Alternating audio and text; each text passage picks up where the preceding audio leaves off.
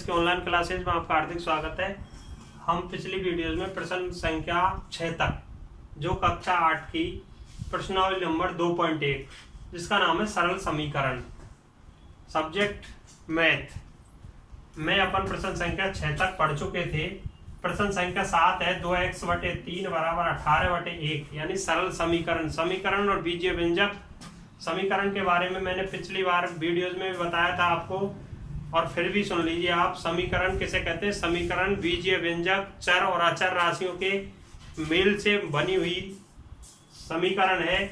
बीजीय व्यंजक इसकी परिभाषा है समीकरण की, एक या एक से अधिक चर या अचर राशियों को एलएचएस व आरएचएस के पक्ष में, एलएचएस व आरएचएस के रूप में समता के चिन्ह द्वारा दर्शाया जाता है, समीकरण कहलाता है। अब सवाल पे आ जाइए। अब सवाल नंबर 2 है 2x/3 = 18। अपन ने बराबर 18 दे रखा है, अपन ने 18 के बटे में 1 रख लिया क्योंकि इसमें पद कितने हैं? 2, और 2 पद होने पर बराबर का चिन्ह लगा हुआ है। अपन क्या करेंगे? 2 ही पद होने पर वज्र गुना, और वज्र गुना करते हैं तो जिस संख्या के बटे में कोई भी अंक नहीं होता उसके बटे में क्या रख लेते हैं? 1। तो वज्र गुना करने पर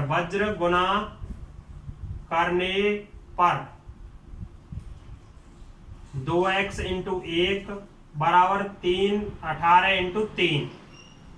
2x × 1 करेंगे, 2x = 18 × 3 = 54, और x = 54/2। यानी मैंने बताया गुना की संख्या हमेशा बीजीय व्यंजक या सरल समीकरण को हल करते समय बटे गुना की संख्या बटे में चली जाती है, यानी भाग में चली जाती है। 2 का भाग 54 में दिया 27 बार, x बराबर आया 27। मैंने आपको बताया था कि उत्तर की जांच अपन स्वयं कर सकते हैं अपने सवाल की। तो इधर देखिए उत्तर की जांच किस प्रकार से करेंगे अपन सवाल की जांच कि अपना सवाल सही है या गलत है। 2x/3 = 18 और x बराबर कितना है अपना? 27। तो 2 के गुना में ये x, तो 27 का मान x के स्थान पर रख लेंगे, बटे में 3 = 18।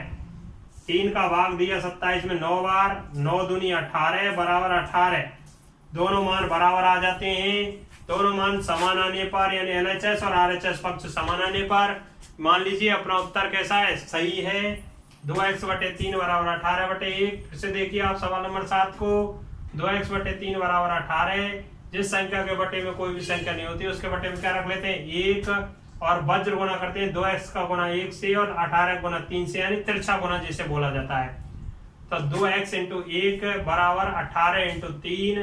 2x × 1 करते हैं तो 2x = 18 × 3 = 54, x बराबर 54/2। 2 का भाग 54 में देंगे 27 बार, इसीलिए x का मान 27। ये क्या आ गया? उत्तर की जांच, अपने सवाल की जांच अपन स्वयं कर सकते हैं, अपना सवाल सही है या गलत है। अपने सवाल की जांच अपन स्वयं कर सकते हैं कि अपना सवाल सही है या गलत है। प्रश्न उतारिए। 2x/3 = 18, x बराबर मान कितना आया? 27।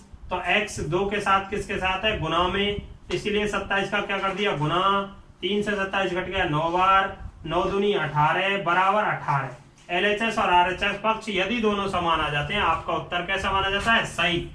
प्रश्न संख्या अगला 8वां प्रश्न है आपका 1.6 बराबर 22/1.5। सेम कंडीशन सवाल है 7वें की तरह, लेकिन 7वें में और प्रश्न संख्या 8वें में अंतर है कि इसमें दशमलव का प्रयोग नहीं हुआ है और इसमें दशमलव का प्रयोग हुआ है। इसमें अचर राशि बाद में है, यानी आरएचएस पक्ष में है, और एलएचएस में चर राशि है।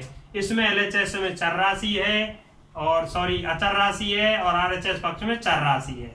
इसके बटे में 1 रख लिया जाता है। मैंने पहले भी बताया था प्रश्न संख्या 7 में जिस अंक के बटे में कोई भी संख्या नहीं होती है, चाहे वज्र गुना करें चाहे लघुत्तम लें, एलसीएम लें, तो उनके बटे में अपन 1 रख लेते हैं, तो और तिरछा गुना कर देते हैं। इसको बोला जाता है वज्र गुना करने पर। तो 22 × 1 बराबर 1.6 × 1.5। 22 × 1 22 बराबर 22, और 1.6 × 1.5 करेंगे तो 15 × 6 = 90, हासिल 9, 15 कम 15 9 24। संख्या गुना में कितनी संख्या बाद है? इधर से गिनिए इकाई और इधर इकाई, तो 1 और 1 2, तो 1 और 2 संख्या बाद पॉइंट लगा दीजिए। पॉइंट के बाद 0 का कोई महत्व नहीं होता है, इसीलिए y बराबर क्या आ जाता है उत्तर 2.4। अब अपने उत्तर की जांच आप स्वयं कर सकते हो कि अपना उत्तर सही है अन्यथा गलत है। तो मैं करके बता देता हूं उत्तर की जांच। उत्तर की जांच बराबर 1.6 बराबर y बटे 1.5।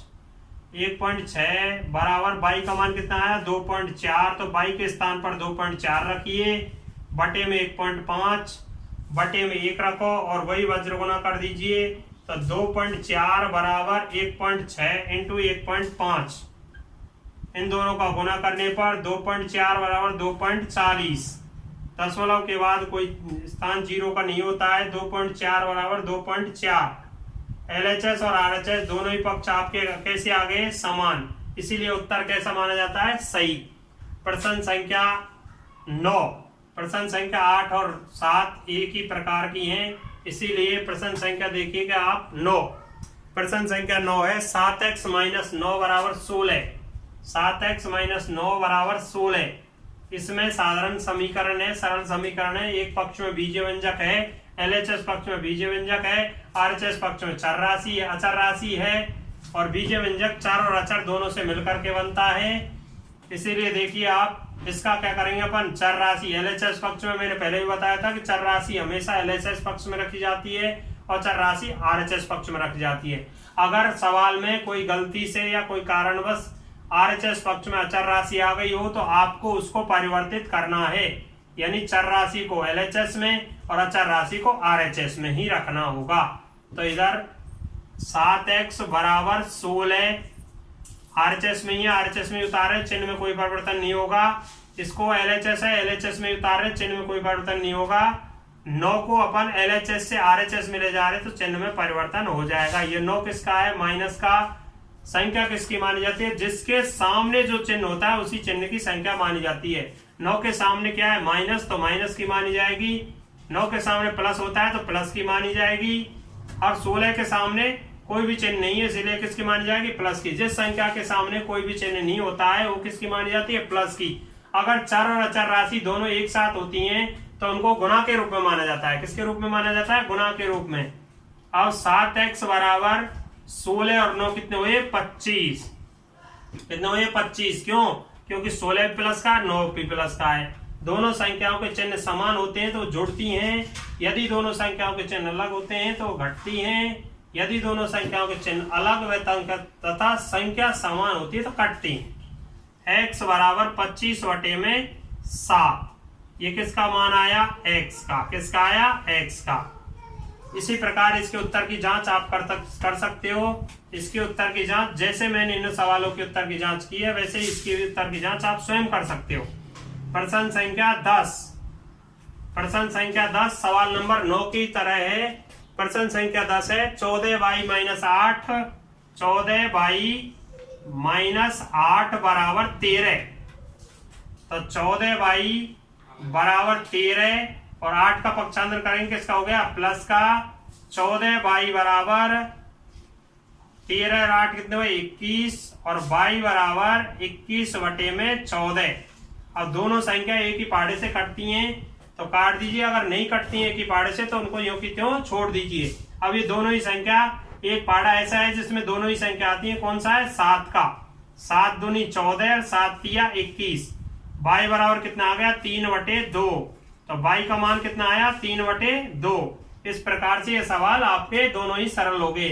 चाहते हो तो सवाल नंबर 9 और 10 में आप यहाँ पे एक लाइन और लिख सकते हो, पक्षांतरण करने पर। पक्षांतरण करने पर यानी पक्षों में अंतर करने पर। इधर भी पक्षांतरण करने पर। नहीं चाहते हो तो कोई जरूरी नहीं है कि आप लिखें, और चाहते हो तो लिख दें तो कोई भी दिक्कत नहीं, नहीं भी लिखे तो भी कोई दिक्कत नहीं होती है। अगला प्रश्न संख्या 10 आपका हो गया 14y - 8 बराबर 13। 14y LHS से LHS में उतारा तो अपन ने कोई चिन्ह में कोई परिवर्तन नहीं किया, बराबर 13 जो RHS में उतारा, और 8 को इधर पक्षांतरित किया तो 8 का चिन्ह परिवर्तित हो गया। ये माइनस का किसका हो गया, प्लस का। 14y बराबर 21 और y बराबर 21/14। ये दोनों ही संख्या किसके पाड़े में आती है? 7 के में। 7 दूनी 14, 7 तिया 21। उत्तर आ गया y का मान 3/2। प्रश्न संख्या आती है बारी 11 की। किसकी? प्रश्न संख्या 11 की। 11वां प्रश्न देखिए आप। समीकरण ऐसे ही हैं आपके, केवल अंतर क्या है? कोई किसी समीकरण में भज्य गुणा है, किसी समीकरण में पक्षांतरण है, किसी समीकरण में लघुत्तम है। इन समीकरणों को आप लघुत्तम लेकर के भी हल कर सकते हो। सवाल नंबर 11 है 17 + 6p बराबर 9। 17 + 6p बराबर 9। अब इसमें आपके देखिए इधर बीजीय व्यंजक में चर और अचर दोनों राशियां, एलएचएस पक्ष में अचर राशि दे रखी है और चर भी दे रखी है। अब मैंने बताया एलएचएस में कौन सी राशि लेनी है आपको? चर राशि लेनी है। कौन सी राशि लेनी है? चर राशि लेनी है। तो 6p बराबर 9 और 17 इधर पक्षांतरण करना है, किसका हो गया? माइनस का। अब 6p बराबर 17 में से 9 गए, कितने बचे? 8। कितने बचे? 8। किसके? माइनस के। और p बराबर -8/6। माइनस के क्यों बचे? क्योंकि माइनस के 17 अधिक है और प्लस के 9 कम है, इसीलिए किसके बचे? माइनस के। और p बराबर आ गया 8/6। ये दोनों ही 2 के पहाड़े से कट गए, 2 तिया 6, 2 चौके 8।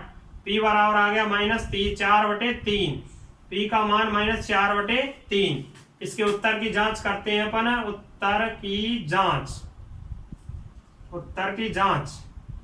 तो 17 + 6p बराबर 9। 17 + 6 × -4/3 बराबर 9। 17 प्लस इधर काट दीजिए, 6 दूनी 3 दूनी 6, तो प्लस इंटू माइनस क्या हो गया? -4 दूनी 8 बराबर 9। 17 में 60 गए, 9 बराबर 9। इसीलिए क्या हुआ? एलएचएस और आरएचएस पक्ष कैसे आए? समान। तो समान आने पर अपन ने क्या सीखा उत्तर की जांच से कि अपना उत्तर क्या है? सही है। फिर से देखिए 17 + 6p बराबर 9। पक्षांतरण करने पर 6p बराबर 9 और 9 इस 17 का पक्षांतरण किया इधर, तो 17 किसका हो गया? किसका दे रखा है? प्लस का। इधर आया तो किसका हो गया? माइनस का। 6p बराबर 9 - 17। बड़ी संख्या किसकी है? माइनस की। ये चिन्ह किसकी है? 9 प्लस के।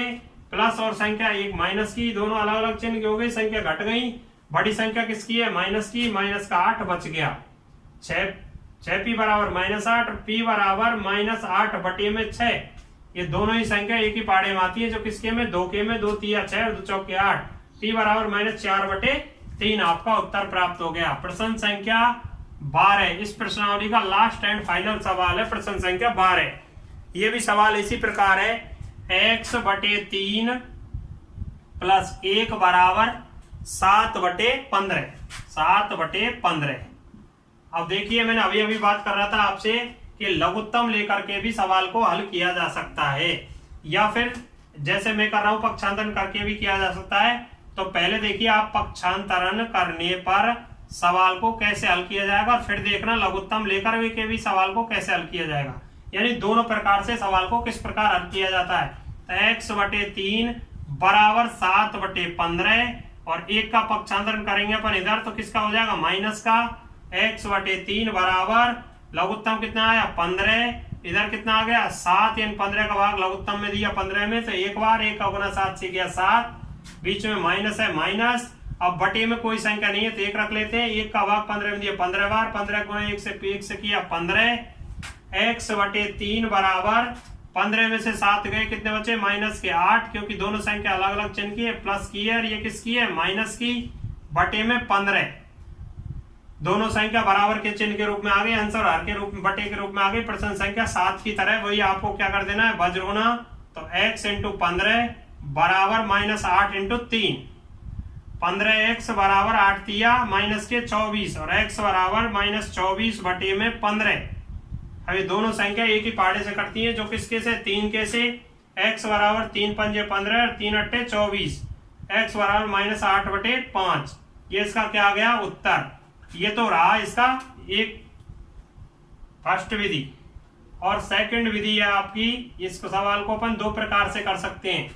सेकंड विधि है आपकी कि इसका लघुत्तम लेकर के लघुत्तम एलसीएम लेकर के भी सवाल को हल किया जा सकता है। x/3 प्लस 1 बराबर 7/15। हर के रूप में दो संख्याएं कौन कौन सी, 3 और 15। तो 3 और 15 का एलसीएम लीजिए आप। जो संख्या, दोनों संख्या एक ही पहाड़ी की होती है उनमें बड़ी संख्या का चयन कर लिया जाता है। एलसीएम का नियम है जब दोनों संख्या एक ही पहाड़ी की, 2 या 3 संख्या एक ही पहाड़ी की होती है उनमें से बड़ी संख्या का चयन कर लिया जाता है, वो क्या जाता है, एलसीएम। यदि ऐसे पता नहीं चलता तो आप एलसीएम निकाल लीजिए। 3 एकम 3, 3 पंजे 15 और 5 एकम 5 और 1, 3 गुना 5 कीजिए, कितना आ गया, 15। तो एलसीएम कितना आया, 15। इस प्रकार आपका एलसीएम कितना आया, 15। एलसीएम 15 से प्रत्येक पद का क्या करते हैं, गुना। एलसीएम 15 से प्रत्येक पद का गुना। एलसीएम 15 से प्रत्येक पद का गुना करने पर x/3 गुना 15 प्लस 1 गुना 15 बराबर 7/15 गुना 15। 7/15 गुना 15 यानी 3 पद हैं, 1 पद, 2 पद, 3 पद। तीनों पदों से अलग अलग गुना, 1 पद, 2 पद और 3 पद। 15 से 15 खत्म, इधर 3 से 15 5 बार खत्म। 5 गुना x किया 5x प्लस 1 गुना 15 15 बराबर 7। 5x बराबर 7 और 15 इधर पक्षांतर किया, किसका हो गया, माइनस का। 5x बराबर इधर कितने बचे, 7 प्लस के और 15 किसके, माइनस के। तो माइनस की बड़ी संख्या है, प्लस की छोटी है, तो माइनस कितने बचे, 8। x बराबर माइनस के 8/5। ये देखिए दोनों के उत्तर कैसे आए, समान। तरीका दोनों के अलग अलग। तो किसी भी तरीके से आप इसको प्रश्न संख्या 12 को कर सकते हैं।